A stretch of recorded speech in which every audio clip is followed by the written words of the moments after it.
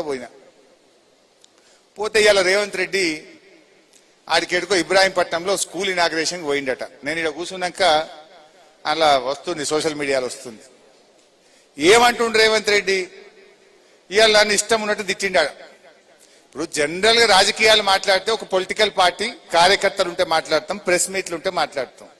ఈయన పోయింది దేనికి? స్కూల్ పిల్లల ప్రోగ్రాం. చిన్నపిల్లలు ఉన్నారు, స్కూల్ పిల్లలు ఉన్నారు. స్కూల్ పిల్లల దగ్గర పోతే ఏం చెప్పాలి మనం? అరే మంచిగా చదువుకోండి, డాక్టర్లు కాండ్రి, ఇంజనీర్లు కాండ్రి, ఫోన్లు వాడకుండ్రి, శ్రద్ధగా వినుండ్రి, స్కూల్ డుమ్మగొట్టకుండ్రి అని మంచి మాటలు చెప్పాలి కదా పిల్లలకు.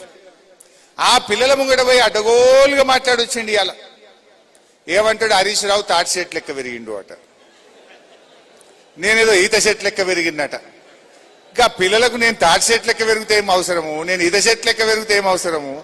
అసలు నువ్వు ముఖ్యమంత్రిగా నా ఎత్తుతో నీకేం పని? ముఖ్యమంత్రి మాట్లాడాల్సిన మాటనా? నేను అడ్డగోలు మాట్లాడుతున్నా అంటాడు. అయ్యా రేవంత్ రెడ్డి, నేను నిన్ను కూడా తిట్టగలుగుతా, నీకంటే గట్టిగా తిట్టగలుగుతా, కానీ నాకు విజ్ఞత ఉన్నది, సంస్కారం ఉన్నది. నేను తిట్టను. కానీ నువ్వు తిట్టినంత మాత్రాన నేను ఇడిచిపెట్టాను. నువ్వు నన్ను తిట్టామని నేను ఇడిచిపెట్టాను, అసలే ఇడిచిపెట్టా. ఇప్పుడు రేవంత్ రెడ్డి నేను తాటి చెట్టు లెక్క పెరిగినా ఎట్లా పెరిగినా అనేది అవసరం లేదు. ఇప్పుడు కావాల్సిందేంది? నువ్వు 45 రోజుల్లో వేస్తానన్న రైతు బంధు ఎప్పుడు ఇస్తావు? గది అడుగుతున్నా, దానికి సమాధానం చెప్పు నా రైతుల పక్షాన. రైతు బీమా ఆగిపోయింది, గా రైతు బీమా చేస్తావా చెయ్యవా? గాముచ్చట కావాలి. కానీ నేను తాటి చెట్టు లెక్క పెరిగితే నీకు రైతులకేం అవసరం, నాకేం అవసరం, నీకేం అవసరం? అరే పంటలకు పోయిన యాసంగి బోనస్ ఎగ్గొట్టినావు, ఈ యాసంగి బోనస్ ఎగ్గొట్టినావు, గది ఇస్తావా ఇయ్యవా చెప్పు తప్ప నా ఎత్తుతో నీకేం పని? అరే పిల్లగాళ్లకు ఇలా ఫీజు రియంబర్స్మెంట్ ఇస్తలేవు. 30 లక్షల మంది ఎస్సీ ఎస్టీ బీసీ పిల్లల చదువులాగమైనవి, గది ఇస్తావా ఇయ్యవా? నేను నిన్ను అడుగుతూనే ఉంటా. నువ్వు నన్ను తిట్టినా, నా ఎత్తు గురించి అడిగినా, నా పొడుగు గురించి మాట్లాడినా, బిడ్డ ఫీజు రియంబర్స్మెంట్ ఎప్పుడు ఇస్తావో నేను నిలదీస్తూనే ఉంటా. మా నిరుద్యోగ యువకులకు మొదటి ఏడాది 2 లక్షల ఉద్యోగాలు ఇస్తా అన్నావు, గది ఇచ్చేదాకా నిన్ను గల్లబట్టి అడుగుతూనే ఉంటా, నేను ఇడిచిపెట్టా.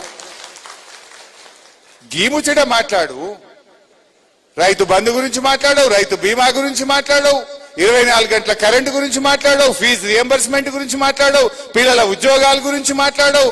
మా గౌడన్నలు 700 మంది చచ్చిపోతే వాళ్ళకు వచ్చే ఎక్స్గ్రేషియా ఇయ్యాలటికి రాలేదు. గౌడన్నల గురించి మాట్లాడవు, బీసీల గురించి మాట్లాడవు, ఎస్సీల గురించి మాట్లాడవు, ఎస్టీల గురించి మాట్లాడవు. నా ఎత్తు గురించి నీకేం అవసరం? దేవుడిచ్చిండు దానికి ఇట్లా పుట్టినా, దీన్ని పట్టుకొని మాట్లాడి తప్పించుకుంటా అనుకుంటున్నావా? నువ్వు నన్ను ఎంత తిట్టినా, నన్ను ఎంత గిల్లినా, నేను నీ స్కాములు బయట పెడుతూనే ఉంటా.